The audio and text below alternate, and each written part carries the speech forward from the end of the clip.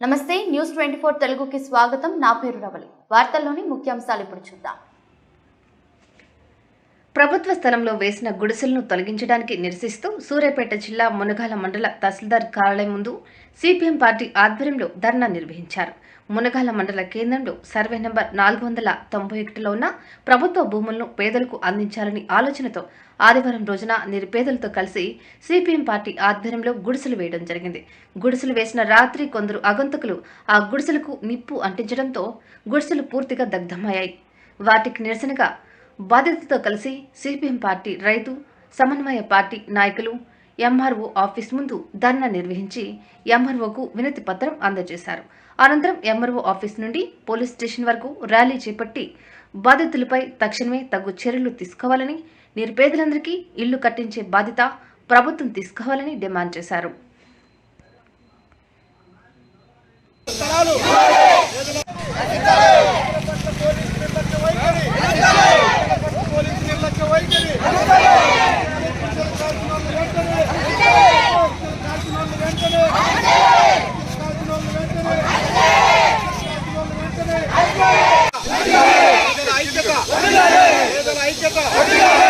పేదలందరికీ పట్టాలు, పేదలందరికీ పట్టాలు, పేదలందరికీ పట్టాలు.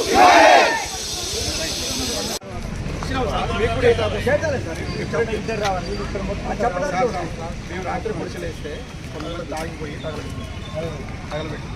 తగలబెట్టి ఆయన గుడి ఒక ఇల్లు వేసినాం. ఇచ్చినాం సార్, అందించినాం. నిన్న మేము వేస్తుంటున్నాం, మీరు వచ్చి అడ్డమాట. ఇప్పుడు ఆయన వేస్తే మీరు ఏం మాట్లాడతారు? మీకు తెలియజేయడం కోసం వచ్చినాం అంతే.